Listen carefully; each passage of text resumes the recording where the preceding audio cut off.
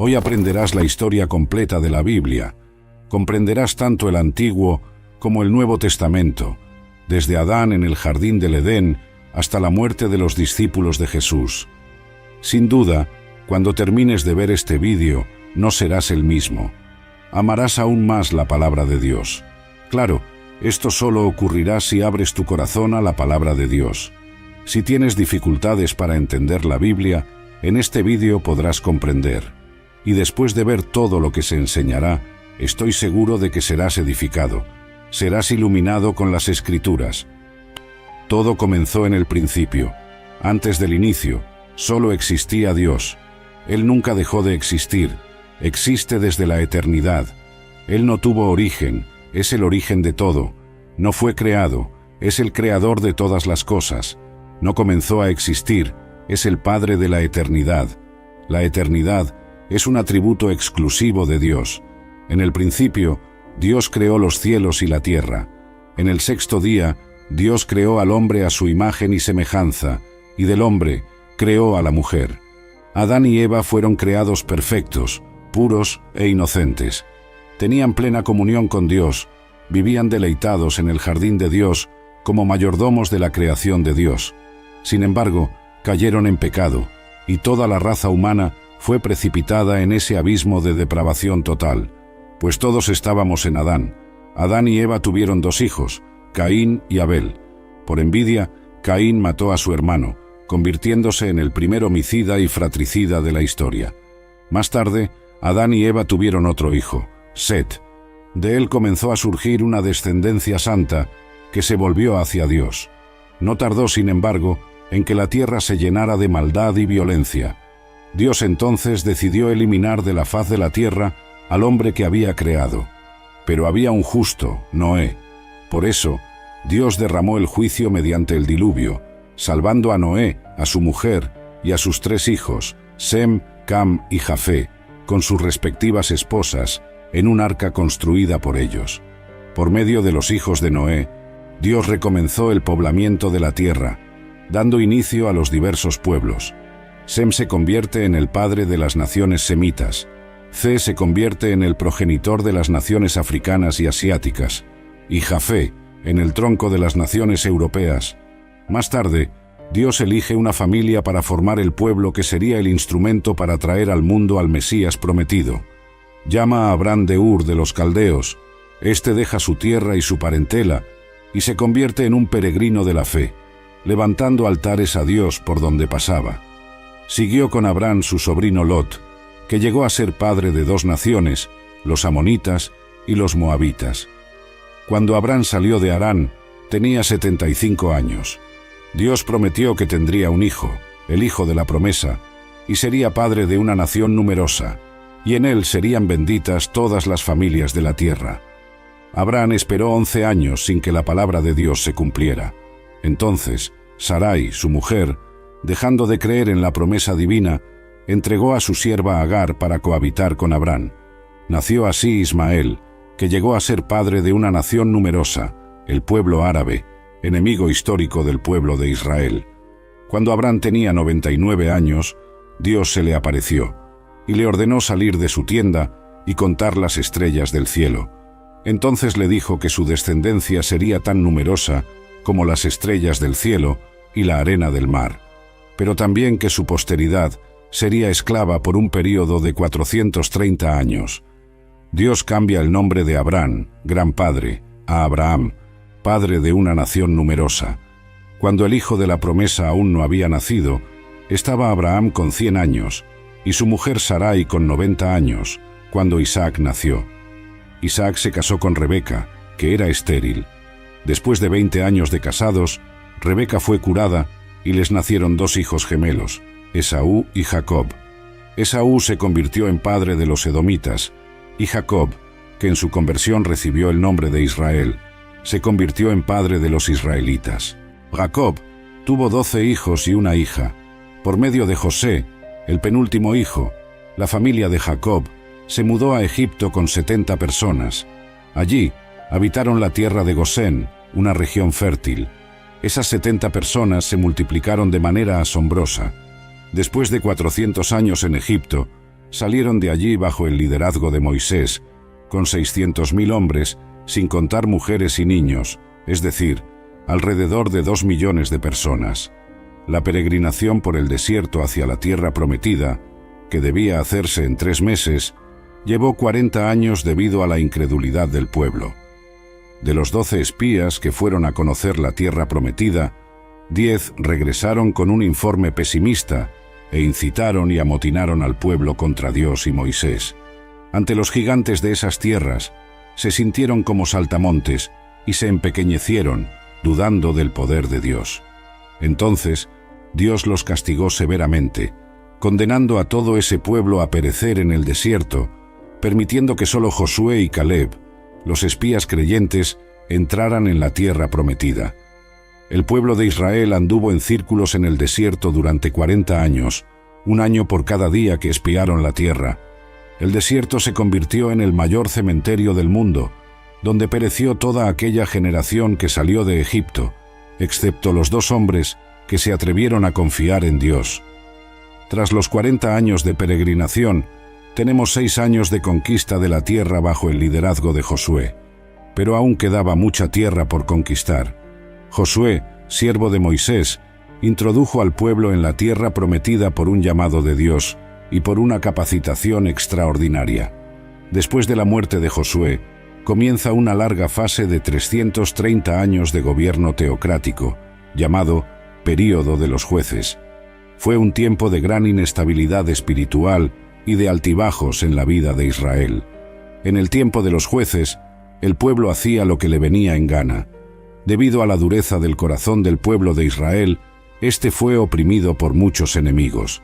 En ese tiempo, Dios levantó líderes de gran talla como Gedeón, Jefté, Sansón y Samuel. Después de ese largo período, vino una nueva fase, la monarquía. El pueblo de Israel, mirando a las naciones vecinas, pidió un rey. El pueblo ya no quería que Dios gobernara sobre él. Samuel, el último juez, entonces unge a Saúl como rey sobre Israel. Saúl gobierna por 40 años. Comienza bien y termina mal. Abre las cortinas de su gobierno con humildad, pero luego se rinde a la soberbia, a la crueldad y finalmente a la rebeldía y a la apostasía. Después de él, David reina en su lugar, también por 40 años, trasladando la capital de Israel de Hebrón a Jerusalén. Su gobierno es exitoso. David fortaleció su reino y se convirtió en el rey más destacado de Israel. Acumuló fortunas, conquistó tierras, venció ejércitos, caminó con Dios. Fue un hombre según el corazón de Dios. A pesar de pecar gravemente contra Dios, contra su familia y contra su pueblo, se arrepintió y fue perdonado por Dios. De su línea vino el Mesías. Tras su muerte, Salomón, su hijo, reina en su lugar por 40 años. Pidió a Dios sabiduría, y Dios le dio sabiduría y riquezas. Se convirtió en un hombre notorio en su tiempo. Edificó el templo de Jerusalén y disfrutó de paz en su gobierno. Sin embargo, debido a sus muchas mujeres, su corazón se corrompió. Solo en la vejez, Salomón se volvió hacia Dios y se arrepintió de su pecado. Así, tuvimos 120 años de Reino Unido. Saúl cayó en las redes de la hechicería, David en la trampa del adulterio y Salomón en las garras de la idolatría. Dios atendió al deseo del corazón del pueblo, dándole reyes, pero el pueblo tuvo que sufrir las consecuencias de esa insensata elección. Tras la muerte de Salomón, el reino se dividió porque su hijo Roboam se negó a tener en cuenta el clamor del pueblo para aliviar los impuestos abusivos. La pompa, el fausto y el lujo del gobierno salomónico eran sostenidos por los brazos de los trabajadores. Ellos, estrangulados por impuestos exorbitantes, aprovecharon la transición de gobierno para reivindicar cambios. Como no tuvieron éxito, no pudieron caminar con el nuevo rey. Así, 10 de las 12 tribus conspiraron contra Roboam y siguieron a un nuevo líder, Jeroboam I, formando el Reino del Norte, cuya capital se convirtió en Samaria. El Reino del Norte duró 209 años. Este reino tuvo 19 reyes, provenientes de 8 diferentes dinastías. Ninguno de estos reyes fue piadoso. Todos se apartaron de Dios y siguieron los caminos de Jeroboam I. Este rey decidió usar la religión por intereses políticos, temiendo que sus súbditos buscaran Jerusalén para adorar en el templo y fueran así atraídos políticamente por los reyes de Judá. Jeroboam I decidió construir templos en el reino del norte, en Betel, Gilgal y Berbea. En ellos colocó un becerro de oro e indujo al pueblo a adorarlo como si fuera el propio Dios.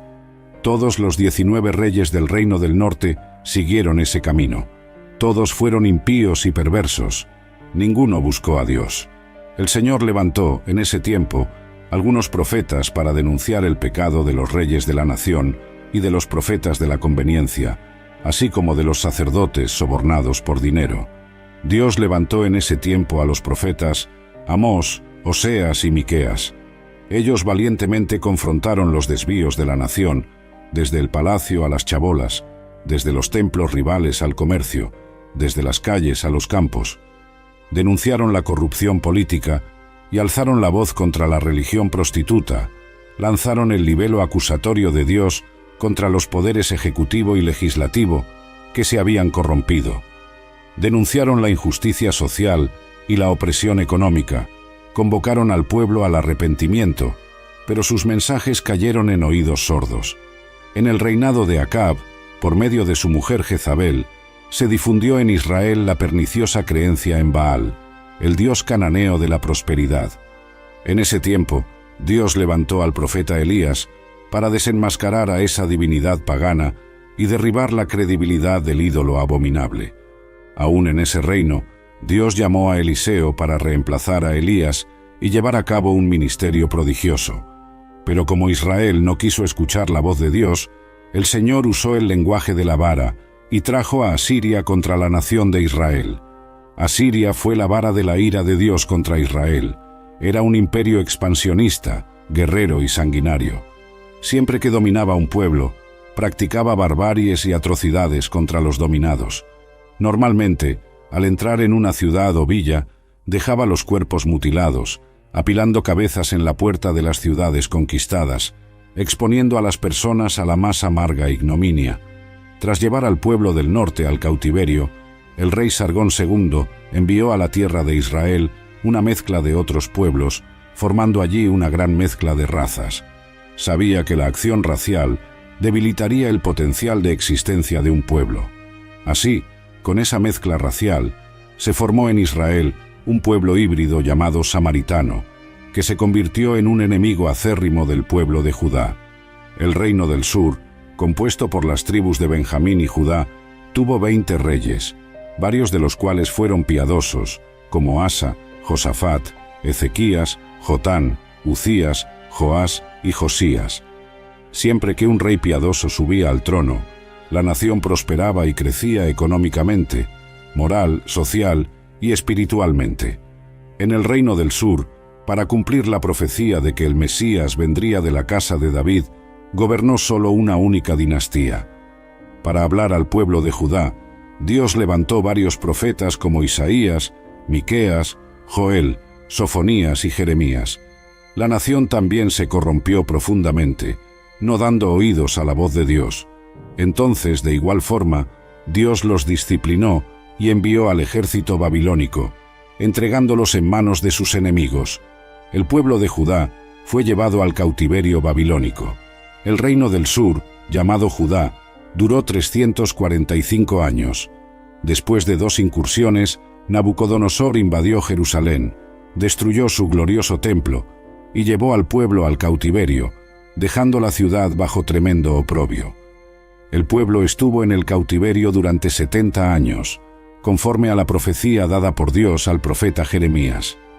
En el período del cautiverio, Dios levantó a los profetas Jeremías, Ezequiel y Daniel.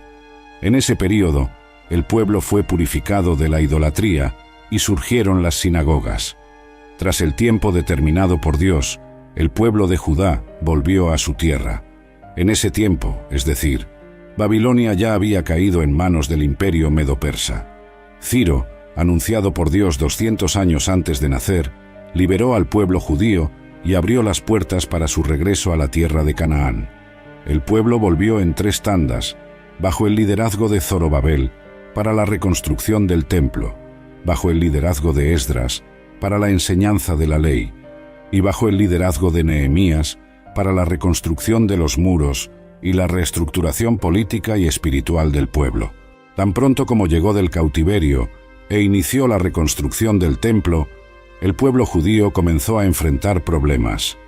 Primero, los samaritanos, astutamente, quisieron unirse a ellos en la obra, con el fin de desestabilizarla. Como la propuesta de la asociación fue rechazada, los samaritanos, en una segunda etapa, comenzaron a amenazarlos. A continuación, los samaritanos escribieron al rey Artajerjes, acusando a los judíos de conspiración contra el reino medo-persa. Ante esa nefasta persecución, la obra del templo fue paralizada durante unos 20 años. En ese período, el pueblo se relajó en su celo por la casa de Dios y comenzó a volverse hacia sus propios negocios, construyendo y embelleciendo sus propias casas en detrimento de la casa de Dios, que estaba en ruinas.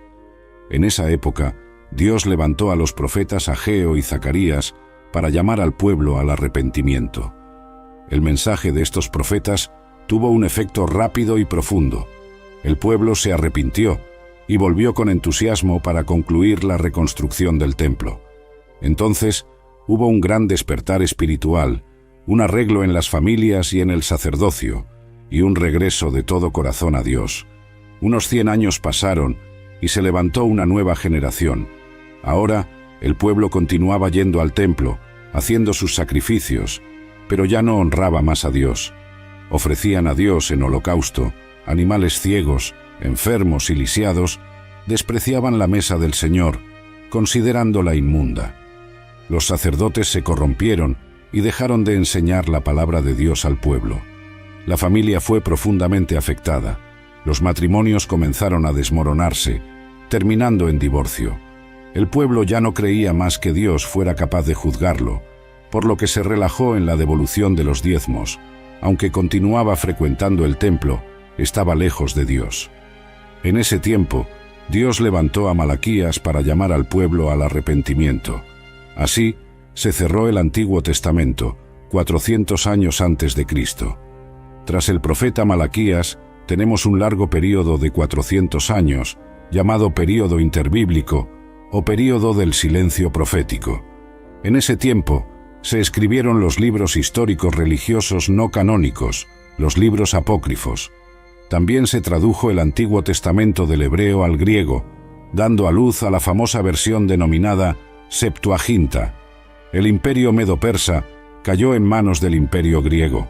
Alejandro Magno, tras conquistar naciones y reinos, murió precozmente a los 33 años de edad, llorando por no tener más tierras que conquistar.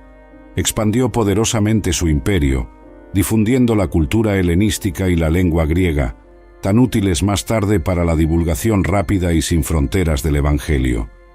Con la muerte de Alejandro, el reino cayó en manos de 4 generales, siendo importante destacar el dominio de los ptolemaicos egipcios y de los seleucidas sirios, que siempre estuvieron en conflicto.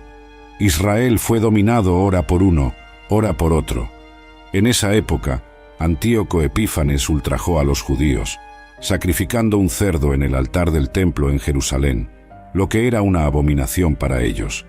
Este hecho dio inicio a la guerra de los macabeos, ganada por Judas Macabeo, después de mucho derramamiento de sangre. Más tarde, en el año 63 a.C., Pompeyo conquistó Jerusalén, y los romanos pasaron a dominar Israel. Herodes el Grande reinó en su lugar. Herodes el Grande fue un gran administrador.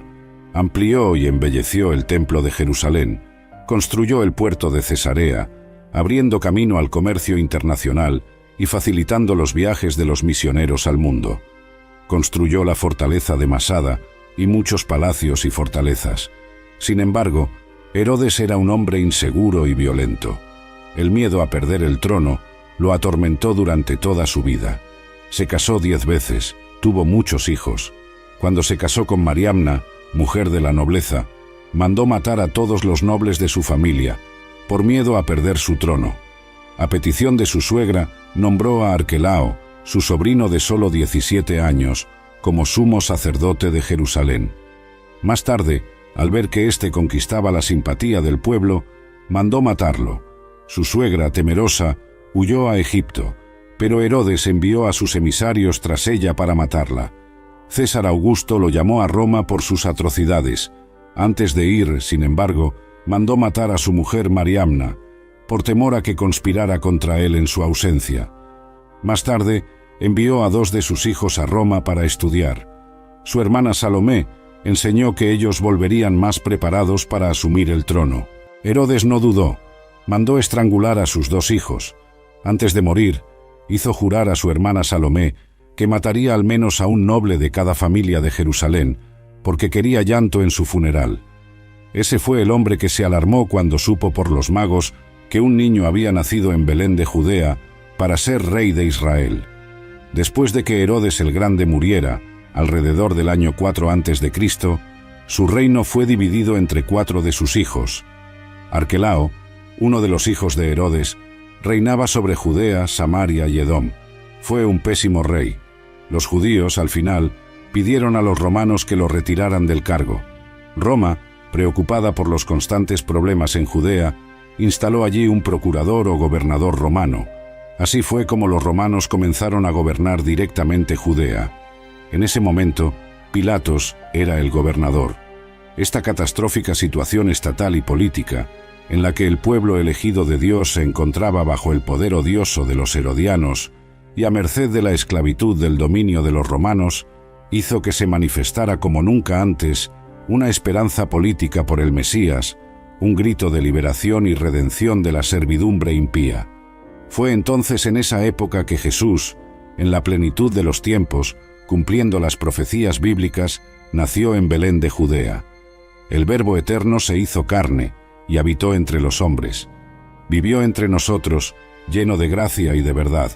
Se vistió de piel humana, calzó las sandalias de la humildad, pisó nuestra tierra, comió nuestro pan, bebió nuestra agua, sintió nuestro dolor, lloró nuestras lágrimas, cargó sobre su cuerpo en la cruz nuestros pecados y resucitó en gloria para nuestra justificación. Tanto la cultura helenística como la romana se unieron a la contribución de los judíos en la venida del Mesías al mundo. Cuando Jesús nació, Palestina estaba bajo el dominio de Roma. Con la persecución de Herodes el Grande, José y María huyeron con el niño Jesús a Egipto, quedándose allí hasta la muerte del impío rey. Regresaron de Egipto y se establecieron en Nazaret, ciudad donde habían vivido anteriormente. Allí, Jesús creció como hijo de un carpintero. A los 30 años de edad, inició su ministerio, habiendo sido bautizado en el Jordán por Juan el Bautista, identificándose así con los pecadores a quienes vino a salvar. Allí, en el Jordán, mientras Jesús oraba, los cielos se abrieron y el Padre habló: «Este es mi Hijo amado, en quien me complazco». En ese mismo instante, el Espíritu Santo descendió sobre él en forma de paloma, revistiéndolo de poder para iniciar su ministerio. Del Jordán, Jesús fue conducido al desierto por el Espíritu Santo, donde ayunó durante 40 días y 40 noches, tiempo en que fue tentado por el diablo. Por 3 veces, el diablo atacó a Jesús para derribarlo, pero el Hijo lo venció en el desierto, usando siempre la espada del Espíritu, la palabra de Dios. El diablo derribó al primero en el paraíso, pero fue derrotado por el segundo Adán en el desierto. Del desierto, Jesús, lleno del Espíritu Santo, siguió hacia Galilea, llegando a Nazaret, donde vivió la mayor parte de su vida terrenal. Entró en la sinagoga, tomó el rollo del libro de Isaías y leyó: «El Espíritu del Señor está sobre mí, por lo que me ungió para predicar, para curar y para liberar». Jesús llamó a 12 hombres, a quienes dio el nombre de apóstoles, invirtiendo la mayor parte de su tiempo para entrenarlos y discipularlos. Recorrió Galilea, Perea, Samaria y Judea. Predicó en ciudades, aldeas y campos. Predicó en sinagogas y en el templo. Predicó al aire libre, en la playa y también en hogares. Predicó a multitudes y también a pequeños grupos. Jesús anduvo por todas partes, haciendo el bien y liberando a todos los oprimidos por el diablo. Curó a los enfermos, alimentó a los hambrientos, dio vista a los ciegos, enderezó a los paralíticos, hizo caminar a los cojos, dio audición a los sordos, purificó a los leprosos, liberó a los poseídos y resucitó a los muertos. Fue la suprema revelación de Dios a los hombres. Recibió el nombre de Emmanuel, Dios con nosotros. Él es el propio Dios manifestado en carne. Jesús vino con una misión definida: morir por todos aquellos a quienes el Padre le dio. Nació para morir, murió para que pudiéramos vivir. El apóstol Pablo fue enfático al decir que murió por nuestros pecados, según las Escrituras, fue sepultado y resucitó al tercer día, según las Escrituras. Su muerte no fue un accidente, ni su resurrección una sorpresa. El diablo usó diversos artificios para apartarlo de la cruz, pero Jesús marchó hacia ella como un rey camina hacia la corona.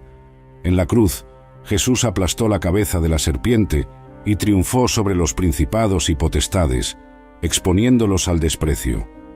En la cruz, Jesús consumó la obra de la redención. En la cruz, nos liberó. La muerte no pudo detenerlo. Al tercer día, Jesús resucitó para nuestra justificación. Antes de subir a los cielos, sin embargo, instruyó a los discípulos a permanecer en Jerusalén, esperando la promesa del Padre, hasta que fueran revestidos de poder. En Hechos, capítulo 1, versículo 8, Jesús habla sobre la capacitación de poder dada por el Espíritu Santo y también da la estrategia de acción a seguir: ser testigos tanto en Jerusalén como en toda Judea, Samaria y hasta los confines de la tierra. Tras Pentecostés, la Iglesia explotó en Jerusalén con un crecimiento asombroso. Multitudes eran continuamente agregadas a ella. El crecimiento y la expansión de la Iglesia de Jerusalén son registrados por Lucas hasta el capítulo 7 del libro de Hechos. Como la Iglesia aún estaba limitada a Judea, Dios envió una persecución contra ella, y los creyentes fueron dispersados, llevando la palabra por donde iban. Así es como Felipe llegó a Samaria, rompiendo los muros de enemistad y predicando allí el Evangelio con poder. El pueblo se alegraba al oír y ver las cosas que Dios hacía por medio de Felipe. El diácono predicador hablaba y hacía, predicando a los oídos y a los ojos. Por la imposición de manos de los apóstoles Pedro y Juan, los samaritanos también recibieron el Espíritu Santo. El Evangelio se extendió más allá de las fronteras de Israel con la conversión del perseguidor de la Iglesia, Saulo de Tarso, en el camino a Damasco. Más tarde, una iglesia gentil, la Iglesia de Antioquía de Siria, se convirtió en la madre de las misiones transculturales. Después de esto, Bernabé y Saulo partieron para el primer viaje misionero en las regiones de Galacia, pasando por Perge, Derbe, Iconio y Listra, estableciendo iglesias y constituyendo presbíteros. En el segundo viaje misionero, Pablo y Silas fueron a las provincias de Macedonia y Acaya, plantando iglesias en Filipos, Tesalónica, Berea y Corinto. Desde Antioquía de Siria, Pablo escribió la carta a los Gálatas, a Corinto y las dos cartas a los tesalonicenses. En el tercer viaje misionero, Pablo visitó la provincia de Asia Menor, permaneciendo 3 años en Éfeso, la capital de la provincia, desde donde escribió las dos cartas a la iglesia de Corinto. En esa ciudad cosmopolita, de más de 300.000 habitantes, había el templo de la diosa Diana, un palacio de mármol 4 veces mayor que el Partenón de Atenas, de las 7 maravillas del mundo antiguo. En los años que Pablo pasó en Asia Menor, se plantaron iglesias en toda la provincia, como las de Pérgamo, Tiatira, Sardes, Filadelfia, Laodicea, Colosas y Hierápolis. Debido a la hambruna que asoló el mundo en tiempos del emperador Claudio, los judíos fueron expulsados de Roma, según se registra en el libro de Hechos, capítulo 18, versículo 2. Pablo entonces hizo una gran colecta entre las iglesias gentiles para llevar a los pobres de Judea. Al embarcarse rumbo a Jerusalén, comunicó a los ancianos de Éfeso que, de ciudad en ciudad, lo que lo aguardaba eran cadenas y tribulaciones. Sin embargo, no consideraba su propia vida para cumplir su ministerio de anunciar el Evangelio de la gracia de Dios. Antes de embarcar hacia Jerusalén, escribió su epístola más robusta, la Carta a los Romanos, donde compartió su deseo de visitar la capital del imperio y compartir con la Iglesia la palabra, siendo por ella enviado hasta España. A pesar de llevar significativa ayuda financiera a los pobres de Judea, Pablo fue arrestado en Jerusalén y de allí trasladado a Cesarea, donde fue acusado durante 2 años por los judíos bajo la égida de los gobernadores Félix y Festo. Ante la tendencia de Festo de entregarlo en manos del Sanedrín, que planeaba su muerte, Pablo, usando los privilegios de su ciudadanía romana, optó por ser juzgado en Roma. En el viaje hacia la capital del imperio, enfrentó un terrible naufragio. El barco se despedazó por completo, pero todos los pasajeros y tripulantes fueron salvados milagrosamente, conforme a la promesa de Dios a Pablo. En la isla de Malta, donde llegaron, una víbora mordió la mano de Pablo, pero Dios neutralizó el veneno letal de la serpiente y aún usó a su siervo para curar a todos los enfermos de la isla. Así, los malteses enviaron a Pablo a Roma con todas sus necesidades cubiertas. Allí, permaneció preso durante 2 años en una casa alquilada. Desde allí, Pablo evangelizó a la guardia pretoriana, estimuló a los creyentes a trabajar y escribió cartas a los efesios, a los filipenses, a los colosenses y a Filemón. Tras ese período, Pablo fue liberado de la prisión. Luego, escribió la primera carta a Timoteo y la carta a Tito. Pero a partir del año 64, la persecución a la Iglesia, en vez de ser religiosa, pasó a ser política, y Pablo regresó a la prisión, siendo encerrado en una mazmorra, un sótano subterráneo, oscuro, húmedo e insalubre. El 17 de julio del año 64, la ciudad de Roma, con más de 1 millón de personas, fue incendiada. Nerón, el emperador, vestido de actor, subió a lo alto de la torre de Mecenas, desde donde observó el espantoso espectáculo de las llamas devorando la ciudad. Fueron 7 noches y 6 días de incendio. Cuando las llamas se apagaron, 70% de la ciudad estaba destruida. De los 14 barrios de Roma, 10 de ellos fueron devastados por las llamas. Los 4 barrios restantes, densamente poblados por judíos y cristianos, dieron a Nerón un álibi para culpar a los cristianos del incendio de Roma. Comienza entonces una brutal persecución a la Iglesia. Faltó madera para hacer cruces, tal era la cantidad de creyentes crucificados. Los creyentes eran atados en postes, cubiertos de brea y quemados vivos para iluminar las noches de Roma. Fue una verdadera masacre. Desde esa segunda prisión, Pablo escribió su última epístola, la segunda carta a Timoteo. En ella, relató la llegada de su propio martirio y la gloriosa esperanza de tomar posesión de la corona de justicia. Así, alrededor del año 67, el veterano apóstol fue decapitado, dejando, sin embargo, para las generaciones posteriores, un bendito legado. El Nuevo Testamento fue escrito en un período de 50 años.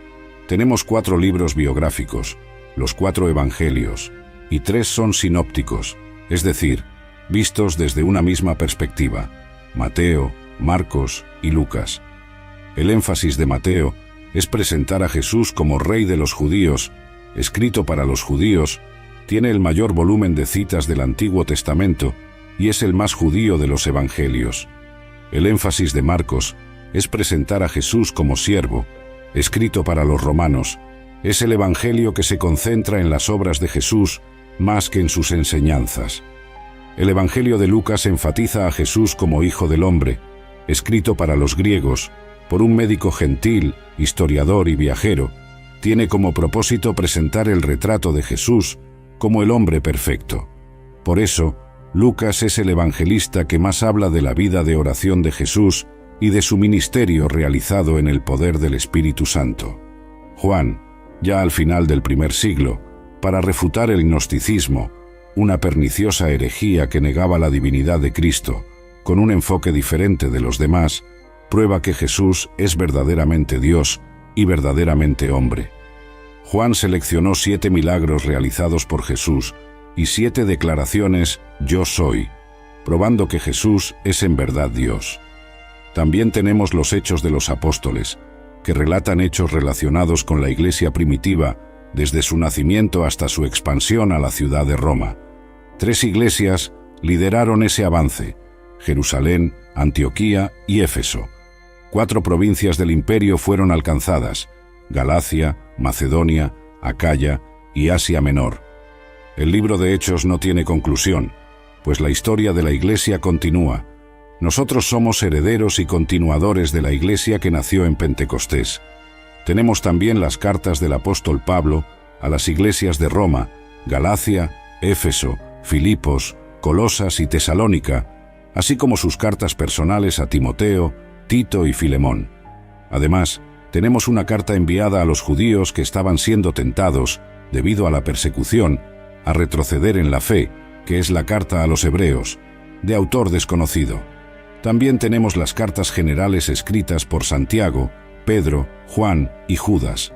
Finalmente, tenemos un libro escatológico, el Apocalipsis, que narra la victoria triunfal de Cristo y de su Iglesia, escrito por el apóstol Juan en la isla de Patmos, alrededor del año 96.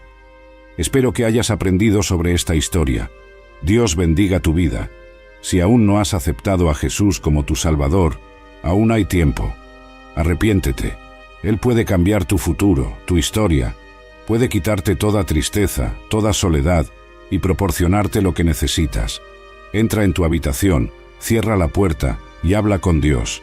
Él te escuchará. Dios te bendiga. Si te gustó el vídeo, no olvides darle me gusta y suscribirte al canal.